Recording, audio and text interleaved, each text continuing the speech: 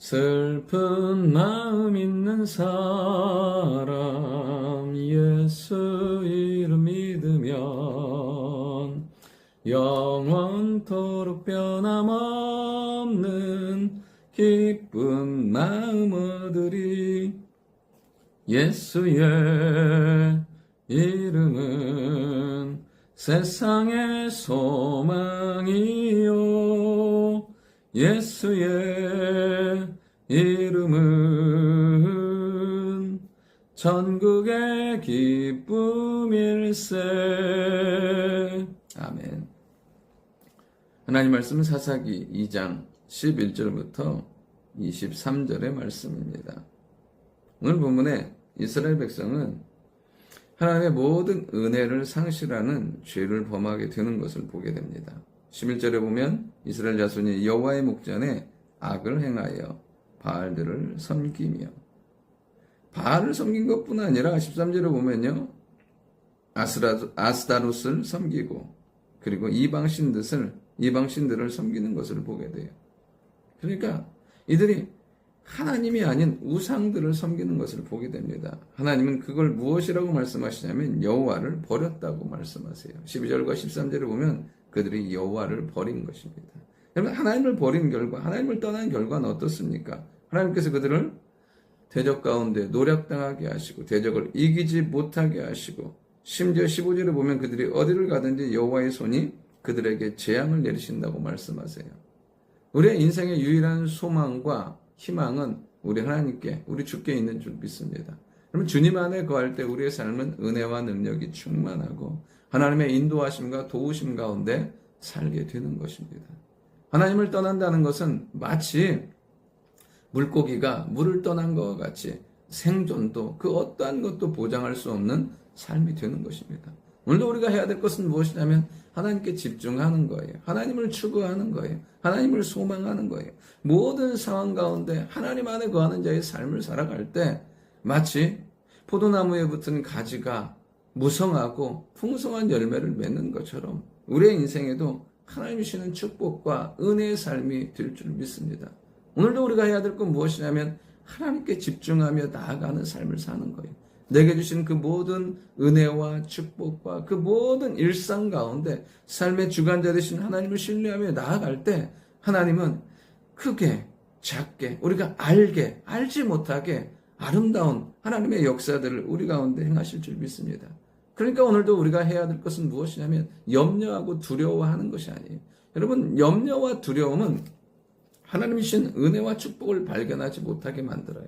내 일상에 주신 하나님이 주시는 그 소소한 도우심과 인도하심을 받지 못하게 만들어요. 오늘도 정말 하나님을 추구함으로 말미암아 하나님을 경배하며 섬기고 그리고 하나님이 주시는 작은 은혜 그리고 소소하게 인도하시고 나를 깨닫게 하시는 하나님의 사랑과 은총 가운데 살아가는 축복의 하루가 될 수 있기를 원합니다. 이스라엘 백성들이 무엇하냐면 이렇게 범죄해요. 하나님을 떠나요. 그런데도 정말 하나님께서 그들 가운데 재앙을 내리신 가운데 그들을 도우시는 것들을 보게 돼요. 우리의 인생과 삶 가운데 죄보다도 더 큰 은혜가 우리의 삶의 소망인 줄 믿습니다. 이들이 극심한 괴로움 가운데 들어가니까 하나님께서 14절에 보면 사사들을 세우사 노략자들의 손에서 구원하시는 것을 보게 돼요.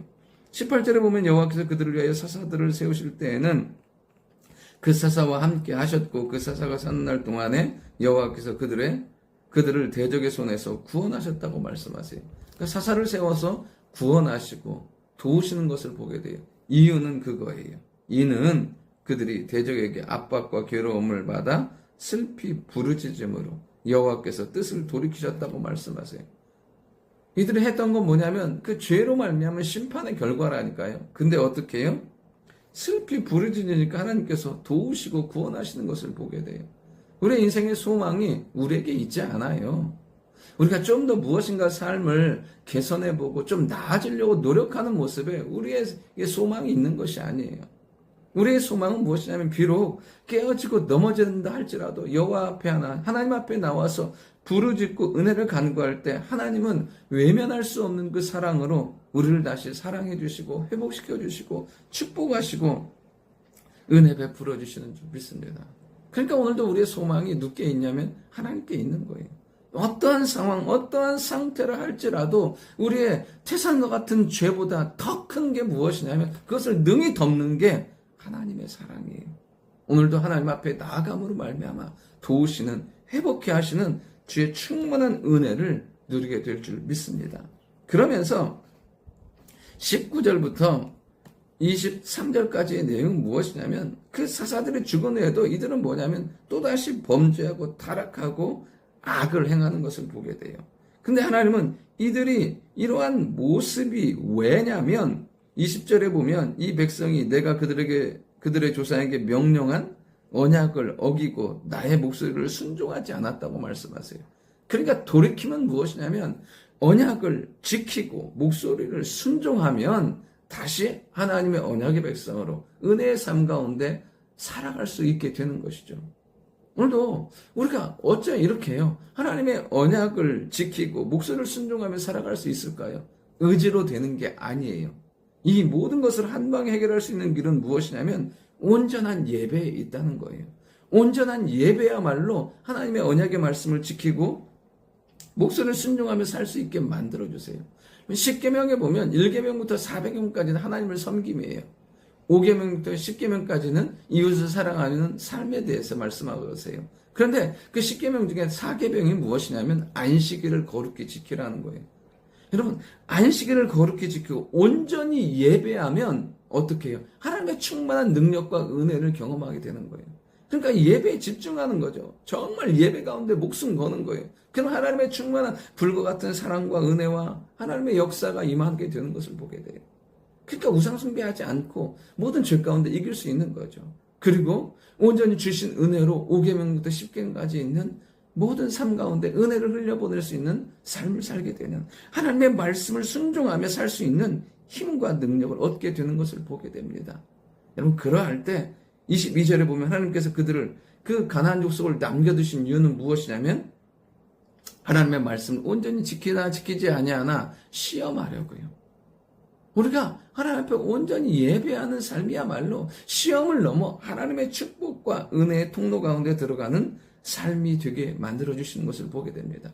오늘도 죄보다 더 크신 하나님의 은혜를 기대하며 온전히 예배함으로 하나님의 언약의 백성, 은혜의 백성으로 사는 은혜의 하루가, 축복의 하루가 될 수 있기를 원합니다. 좋으신 아버지 하나님, 하나님의 은혜를 기대합니다. 우리의 모든 죄와 연약함을 덮으시는 주의 은혜와 사랑이 넘치게 도와주시고 무엇보다 온전히 예배함으로 하나님의 말씀을 지키며 하나님의 말씀에 순종하며 살아가는 은혜 하루가 되게 도와주옵소서. 감사드리며 살아계신 예수님의 이름으로 기도드립니다. 아멘.